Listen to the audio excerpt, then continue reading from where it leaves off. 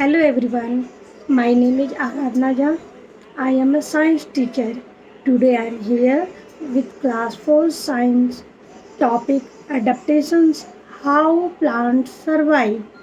I will discuss this chapter today in the easiest language. Please give your valuable feedback. Adaptations how plants survive. In this chapter, we will learn about variety of plants. You must have seen different types of plants in your surrounding. Have you ever been to any hill station or desert? Have you If you have been to a hill station or a desert, you must have observed plants there. You might have noticed that the plants in hilly areas are different from plants in a desert. Plants in a desert are different from plants in a plain region. You can see here plants found in the hilly region, plants found in the plain region, and the plants found in the desert region. Why does this happen? Why there are so many varieties of plants? Because different regions or places have different weather and soil conditions. For example, desert have very less water, whereas mountains are very cool. Plants growing in a particular region adjust themselves to the region by developing certain features. These features help them to survive. The process of developing special features in the body to adjust in the surroundings is called adaptation. Adaptation means such type of quality which help living things in adjusting the environment.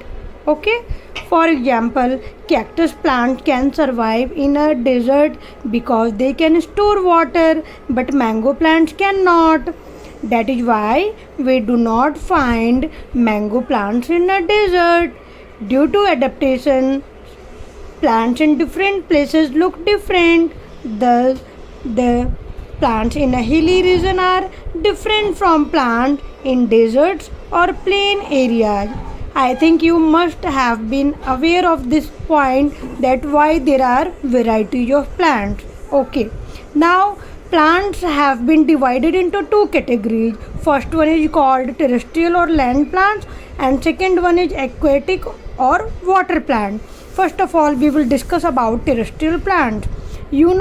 Most of the plants which we see around in our surrounding are terrestrial plants. For example, mango plant, people plant, neem plant, pine fir, these all are the example of terrestrial plants. Aquatic plants. Plants that grow in water are called aquatic plants. Lotus, tape grass, water hyacinth, these are the common aquatic plants. Now, how are terrestrial plants adapted to their environment? Terrestrial means land. Land has forest, mountains, plains, and desert. There are some places where it rains heavily, some places receive medium or very little rain. All terrestrial plants can further be divided into different categories.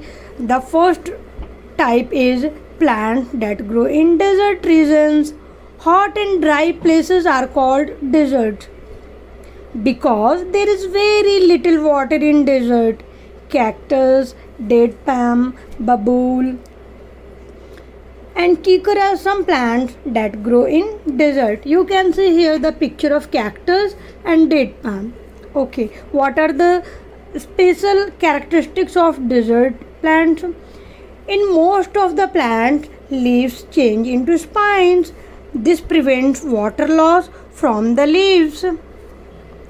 Stems are green, have chlorophyll, and they prepare food. Stems also store food and water, which make them fleshy.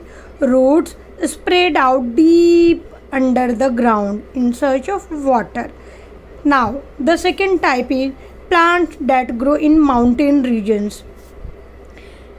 These regions are normally very cold and windy. In some areas, snowfall may take place in winter. Pine, fir, deodar, and spruce are plants that grow in mountain regions. And what are the special characteristics found in mountain region plants? These plants are tall, straight, and thin. They are usually flowerless. They bear cones with seeds inside them. They are conical in shape and are also called conifers. Their shape helps the snow to slide off easily. Now you must have been aware that why plants in mountain regions look conical in shape. Means their leaves are conical in shape. The leaves are thin and needle-like. The leaves have few stomata to prevent loss of water. The leaves have a waxy coating to prevent damage from snow. Now, plants that grow in hot and humid regions: teak, rubber, paper, coffee, tea, sugar, cane. These trees are grown in hot and humid regions. These plants always remain green, so they are called evergreen plants. Leaves are often arranged at different angles so that they get maximum sunlight. Now we discuss about the plants grown in plain regions. These regions are normally neither too cold nor too hot. Trees such as mango, peepal, banyan, and shisham grow here. You can see here the picture of mango tree. You can see the picture of banyan tree.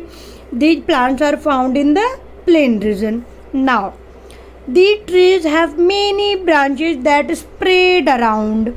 Their branches have many flat and thin leaves which help in evaporating excess water, keeping them cool.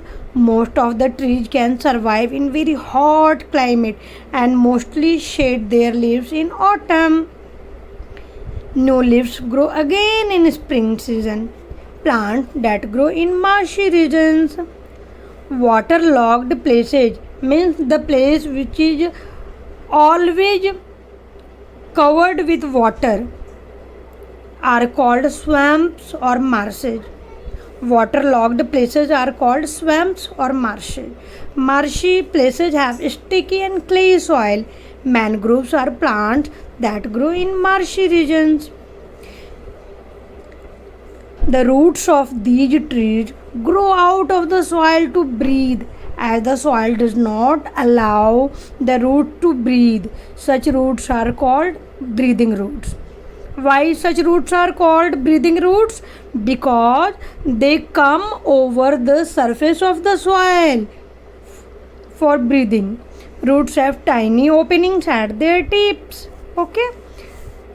I think you must have understood the adaptation found in the terrestrial plant. Now, aquatic plants and their adaptations.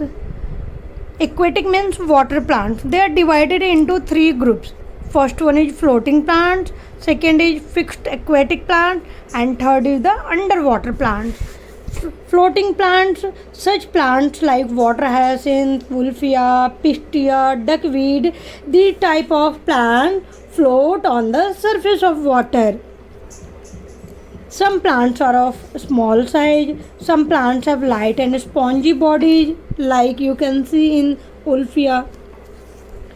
Stems are reduced and roots are not well developed. Leaves have thin waxy coating. You can see the leaves found in water hyacinth, they are looking very shiny in the picture.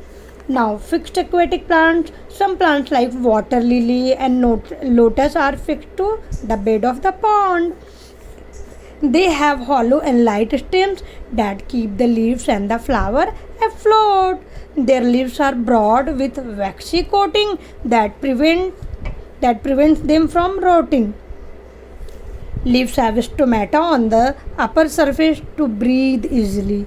Their roots are fixed to the bed of the pond.